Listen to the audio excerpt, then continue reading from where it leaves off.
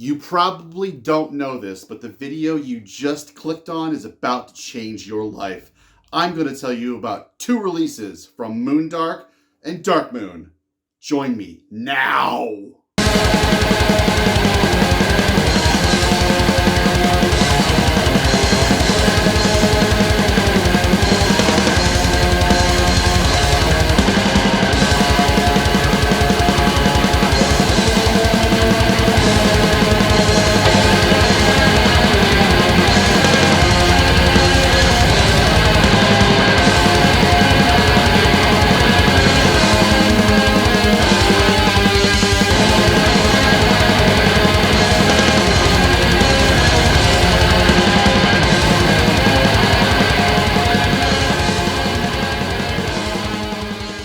In the beginning, there was Moondark. This is a band from Sweden. I have been listening to this thing a lot since I found a copy of this in a store a couple, 2 years ago or so. Moondark were from Stockholm, Sweden. This was originally a demo called The Shadow Path, released in 1992. As you can hear behind me, it's really slow, dark, but it has this almost like sludge adjacent and maybe even kind of some punky kind of tempos to it. It's very unique. It's got a lot of trappings of old school death metal stuff, calls upon the gods of Demolik and Funebre, entrails. Members in this band were in Uncanny, some others I can't remember, Sentinex. These guys were in a ton of different bands throughout the years. 92, this thing is like 30 years old by now. But I just love it. It's so fuzzy and dark and gloomy and monochromatic. The guitar fuzz is just really warm and kind of soothing. The vocals are kind of subdued and just kind of gurgly and kind of lie behind the fuzz of it all. The drums are very kind of like warm sounding. It's a very like sonically unique experience, Moondark's The Shadow Path. And I just love it. It's got these little kind of, I don't know, just their grooves that they get into sometimes are very different for a death metal of its ilk for that time period. And it's kind of like nothing I've ever heard before in death metal or extreme metal. It really seems to call upon something outside of metal to kind of achieve the diversity in its influences, which I think is pretty incredible for these guys. They must have been in their late teens, if at all even maybe mid-teens for that time period. Just awesome.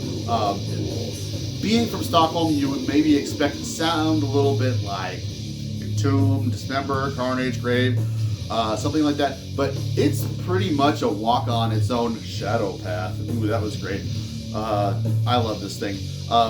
You can pick this up on Bandcamp for €5, or Extreme Music has this for €9. I know I'm in the US, but I'm pricing Euro quotes, quoting Euro pricing.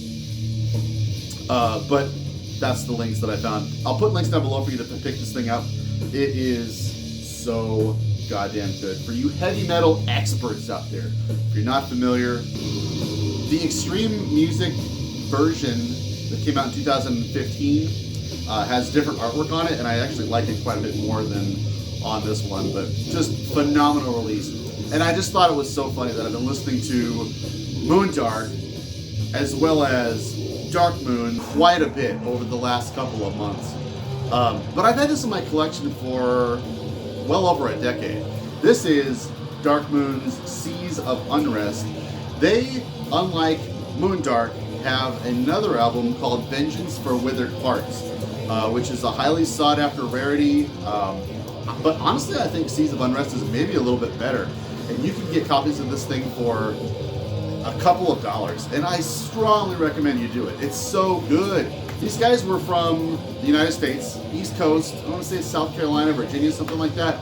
And these guys went on to be in a ton of other bands, live members of Nile. and they've got chops.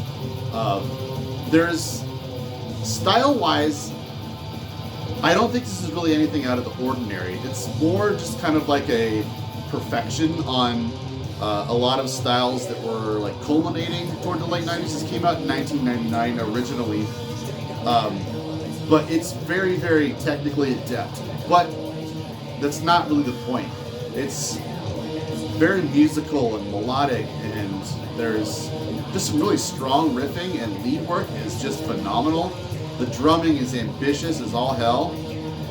Vocally, it's very just assaultive and barbaric in a lot of ways. But like, I'm not really sure if I could pin down if this is black metal or more death metal. It's got a might and a heft to it that you just ordinarily hear in a lot of death metal. But it's very, very riffy like a black metal. It's very melodic like black metal, and it's got a lot of kind of majestic leads and keyboards, kind of Korg synth that kind of like annoyingly follow the riffs maybe a little bit too much. That's charming for me for an album that came out in 1999. It's just a very, very distinct timepiece for that time period. Music for Nations put this out if you're interested. There's the guys. This thing just like reeks of that total time period that I'm very, very nostalgic for. Look at those guys. So like, you kind of get an idea that this is kind of like summoning looking, but it doesn't sound like summoning. But there's some real black metal undertones to this thing. The guy just beats the shit out of his right cymbal. Every one, like, I picture these guys just being like absolute barbarians playing their fucking instruments. Like, I'm pretty sure you have to be over a certain shirt size to be a live member of Nile. Do I seem too much like Flame from Banger TV? Listen to this riff.